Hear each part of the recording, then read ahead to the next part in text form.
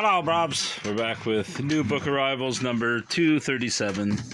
These were the books that I bought earlier in the day before I went to the thrift store. At an estate sale. They were $2 a piece, but apparently this was a special day, so they gave them to me $1 a piece. I got 7 books there, and then I got more at a public library sale. I will be going to another public library sale Thursday night, so I will probably come out with 30 or so books from there, 30 to 40. This is The Memoirs of a Midget by Walter de la Mare, with a foreword by Karl von Doren. Obviously think this is a parody of some sorts, but I could be wrong. The book being a work of art, a true creation, it will leave descendants. For centuries to come, this book will inspire imaginative people. Forward. 15 years ago, when the decade of the 1920s was having its lighthearted fling with the thought that it would become a legend, I wrote an introduction to Walter de la Mare's Memoirs of a Midget. Now I write another in a decade of worldwide tragedy and dread. In reading the book over again, I find that it seems hardly to have changed at all with the changing times. The design is as clear as ever. Colors have not faded. Writing the story she tells, Mr. de la Mare might have depended on mathematical consistency to keep the proportions right. See if I can just get a synopsis of this. Obviously, it's a British edition. Introduction. I think to the reader of the following memoirs. The memoirs of the subject goes, I became acquainted with Miss M. They also refer here and there to the small part I was enabled to take in straightening matters out at what was a critical junction of her affairs. Shakespeare of London by Marchette Chute, a book that I definitely have in mass market paperback. This is a book club edition. I don't know if there was another edition. Who knows? But as I said, there was $1 a piece. Hey, look at that. It's even embossed with Shakespeare's face and shoulders. But I don't really care that it's a book club edition. I actually like a lot of those book club editions. I don't like the light glaring off here. That is not fun, but whatever. We have what we have. Giant by Edna Ferber, a novel. Obviously, she wrote the book called Big. I assume this is part and parcel with that, but I don't know. Didn't she write the book called Big? Or maybe this is, no, So Big, that's what it was called. Great son, Fanny herself. This book probably worth $10-15. Decent jacket. As I said, I left behind a bunch of volumes of very collectible books, but I don't know, I just didn't want them. So I got Giant by Edna Ferber and also this book, A Peculiar Treasure. No jacket. The high school graduate. The dress was sensational. This is like a biography of herself. 7 and stage struck. This book's not worth all that much, but I liked it. My Mother and Father, Kalamazoo, Michigan. See, she was from Michigan, so that's why I remember a time or two ago. No, I know what it was. I was looking through my collection of Hudson's books where I found a portion of one of her stories in an anthology of Michigan writers. Oh, I just ripped the shit out of Edna's. Fuck. See? That's why I'm hoping that something like this, which I bought for 10 cents, yeah, it will fit. So that will go in there. And then I won't have to fucking worry about me jacking it up. I found this, The Scarlet Ruse and Two Other Great Mysteries, for 10 cents at the library little book nook that has stuff for sale. I don't know what I'm doing with these, but I don't want to rip that any further. One of my brovs, not an actual brother, but a brov, wanted me to ask me about a month ago if I had War and Peace, and I was like, no. I always pass it up because most of the copies I find are marked up, but this one is not marked up, and it is a decent copy. So he will be getting that to read. Good luck. It'll take him 7 years. I don't think he's ever even read the wad of... No, yeah, it's like 1,500 pages. No fucking way he's reading this. But I got it. He never read the Philip K. Dick books that I got him, that I know of. The Girls of Atomic City, the untold story of the women who helped win World War II. And I believe I bought a copy at this same library for $1, but I could be wrong. Maybe not. But I got this one for 10 cents, so I either bought it. I thought it was a Detroit-centric book, but I could be wrong. Could be thinking of another book. Yeah, I think I am thinking of another book. But anyway, I got this for 10 cents, so I couldn't really pass it up. This is the other book I got for 10 cents, Reincarnation, A New Horizon in Science, Religion, and Society. Obviously, probably not worth anything, but I don't believe in reincarnation, but I still get these books because why not? Topic's interesting, but very unrealistic. My Six Convicts, a psychologist's 3 years in Fort Leavenworth, Donald Powell Wilson.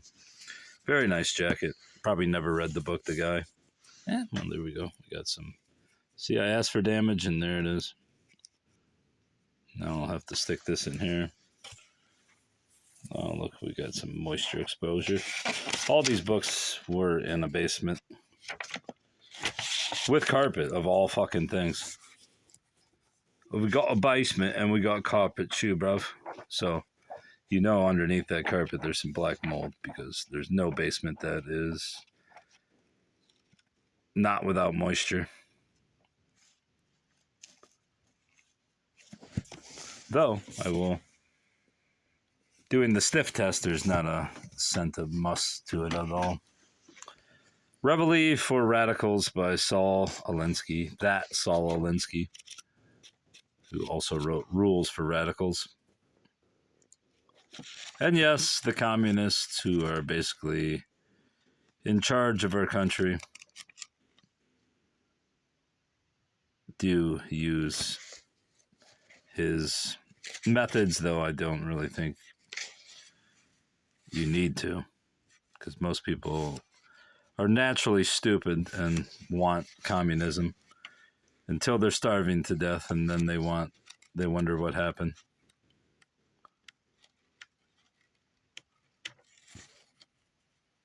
But yeah, put not much stock into that book, but it's probably worth some money, even though it's got a break in the binding. The Brothers Karamazov. I watched a video by the author of the new translation. It's sitting over there. I'm not going to go over there and grab it, but he said it. He said it way more sophisticated than I will. Karamazov or some shit like that, but I'm just going to say Karamazov. As I've stated before, I mean, people say these Hispanic names like Luis Borges, but you never say fucking William Jefferson Clinton or Jefferson Davis. You don't say that. I mean, why would you fucking make this huge spectacle about people's names?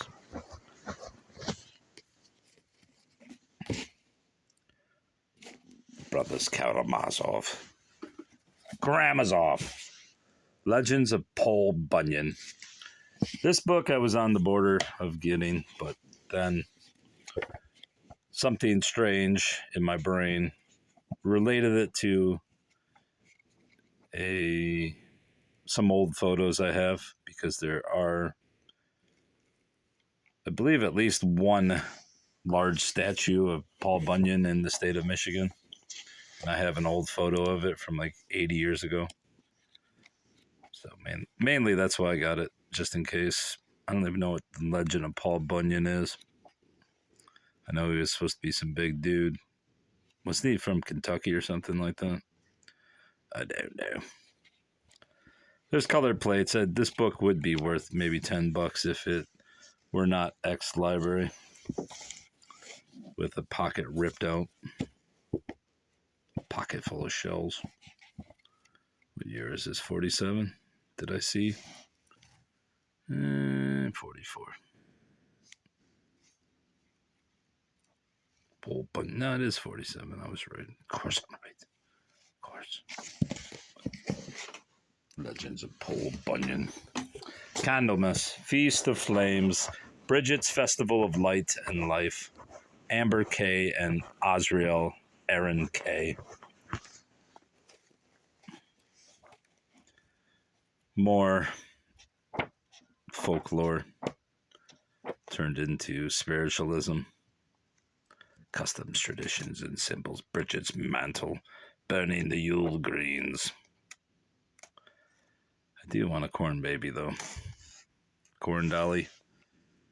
I can neither. I do want a corn baby. I should look one up. Find one online. Buy it. Put the corn baby to work for me. 99 cents. This was 50 cents since it was half off. For green tags, Elliot Tebow's Tell Them Who I Am, The Lives of Homeless Women. And I only got this because I have a book called Tally's Corner by Elliot Lebo. At least I think I have a copy somewhere. And originally I thought Elliot was a black dude because he wrote the book Elliot's Corner, talking about inner city bros hanging out on the street corner, doing whatever they do. I guess gambling, playing music, all kinds of shit. I don't know what they do, honestly. But yeah, since I have that book, or at least I think I have that book, or at some point I will find it in a copy that isn't a piece of shit, and I will have it again. But I do believe I have it. It mentions it right there on the top, Tally's Corner, and that fucking light keeps getting in the way. Cry to Heaven by Anne Rice. This is an early edition of the book, and it's not worth all that much. I paid $2 for it. There were a bunch of Anne Rice earlier editions like Queen of the Dam, but they weren't true first, and even some that were true first aren't worth that much. I was looking for The Interview with the Vampire, which is obviously worth the most of her oeuvre. And I checked there was probably 10 Anne Rice hardcovers there. All $2. If they would have been 50 cents, I would have probably got them all, but most of them were $2. And quite frankly, Anne Rice has gone down in value. Although first editions will always right themselves because people will buy them cheap and ruin them. But this is a 1982 true first. So I got it. And it's in a Mylar jacket, as you can see. So that's nice. So it doesn't have to be put into one. I have most of my Anne Rice in Mylar at this point. I may even have this book. I don't see it though. As I've said, most of her books have gone down in value. I guess the vampire genre has lost its appeal to many. Anyway, that's all. That's all I got. Goodbye.